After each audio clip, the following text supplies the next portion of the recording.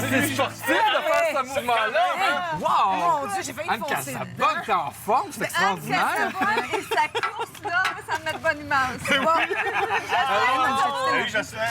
Je ne sais pas si vous vous rappelez, la première émission que j'avais faite ici à Cap sur l'été, j'étais allé faire du ski alpin au On s'en Mont-Saint-Anne. souvient très bien, parce que de toutes tes chroniques, je pense que c'est celle où on t'a vu la face la plus crispée. Je pense que c'est assez juste quand même. C'est pas bon, Il y a- C'était ma première fois à vie Ok. et c'était Oh, la ça devait première être fois que drôle. je faisais l'émission ici. Ok. Mais là, je suis retourné au Mont-Saint-Anne pour voler comme un oiseau carrément parce que je suis allé faire du parapente.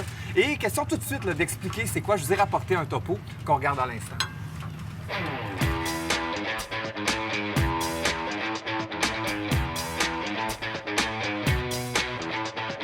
C'est un sport très libre, en fait. C'est d'ailleurs, on appelle ça le vol libre. C'est un petit peu aux antipodes de la société actuelle, c'est-à-dire que on prend nos propres responsabilités, on vole dans les airs, il n'y a personne qui peut venir nous chercher.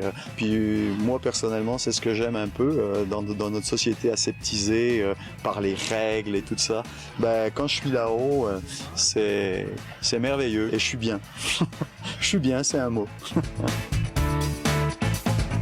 Moi, une des choses pourquoi je suis venu m'installer ici, c'est parce qu'on a une montagne avec un fort dénivelé. Pour le Québec, c'est un fort dénivelé. 625 mètres de dénivelé ou 2100 pieds, si tu veux.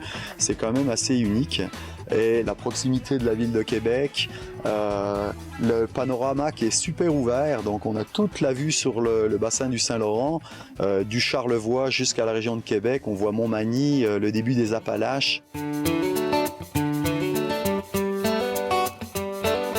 C'est des voiles de nylon, pareil que les parachutes aujourd'hui, sauf que c'est des allongements beaucoup plus grands. Donc c'est des voiles qui sont plus surfacées, plus allongées et plus performantes, qui nous permettent en fait de rester en vol. Et c'est fait pour ça.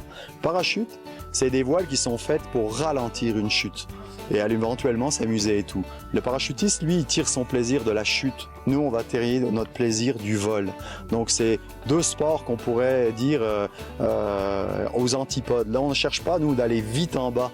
On va chercher à rester longtemps en haut. Quand on n'a jamais fait ça, on va faire des vols en tandem. Si après, on veut aussi démarrer une formation, ça, c'est une formation qui s'étale sur un été. On parle d'à peu près 75 heures de formation dans lesquelles on va faire une trentaine de vols supervisés par des instructeurs. Donc, c'est quand même un sport ultra accessible. Et puis, justement, nous, les pilotes tandem, ben, on fait partager ça aux gens. Puis, on aime ça aussi, partager avec les gens. C'est pour ça qu'on fait ça. Il faut venir vous voir. Absolument. On est là depuis longtemps et puis on va rester là encore longtemps. On vous souhaite encore au moins 25 ans. Ben, j'espère. En tout cas, le plus longtemps possible, c'est sûr. Je deviens trop grognon quand je vole pas. Hey, Jocelyn, c'est du beau sourire que tu nous as donné là? Ah, il y c'est pas avait comme en l'air ski bien. alpin. T'avais l'air bien, t'avais l'air J'étais d'être très bien. aux anges. Mais j'étais bien accompagné, je suis pas allé seul, donc j'ai fait un vol en tandem avec René Marion, justement, qui a 25 ans d'expérience, qui vole au moins 400 fois par année. Donc j'étais en confiance, puis full light, je pense, pour vivre ce genre d'aventure-là. Alors, je vais repasser avec vous les différentes étapes par lesquelles on passe pour aller voler, justement. Alors, je vous ai rapporté un petit montage vidéo. Premièrement, eh bien, on va nous faire signer une décharge, parce qu'il y a quand même des risques qui sont liés à ce genre de pratique-là. Donc, il faut accepter qu'il y en a. Mais évidemment, on le fait avec beaucoup de sécurité. Donc, on va se rendre en voiture jusqu'au sommet, donc jusqu'à 850 mètres. Et là, on va nous présenter l'équipement. On a un casque de sécurité, on a un harnais. On nous présente également des parachutes de sécurité qu'on va avoir. Puis la personne Et qui t'accompagne. La personne qui t'accompagne et la voile en question, qui est en fait le plus petit avion, l'avion le plus simple qui existe, probablement le dernier qui a été inventé, qui va nous permettre de voler quelques instants plus tard. Et ça se passe assez rapidement, il faut dire. Il t'explique qu'il va falloir que tu cours et que tu sautes. Et d'ailleurs, je vous ai rapporté donc des images. Là, c'est Coralie qu'on voit parce que je veux montrer que c'est possible de le faire même quand on est jeune. Elle a 11 ans et elle s'est prêtée au jeu avec moi.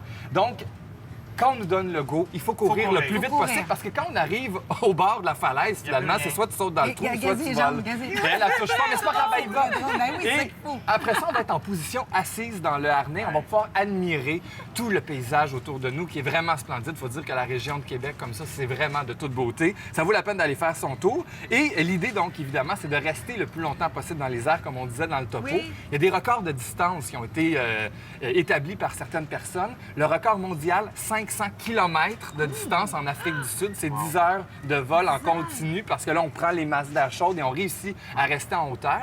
Et d'ailleurs, la journée que j'y suis allé, on était supposé voler seulement 9 minutes avec la température qu'il faisait.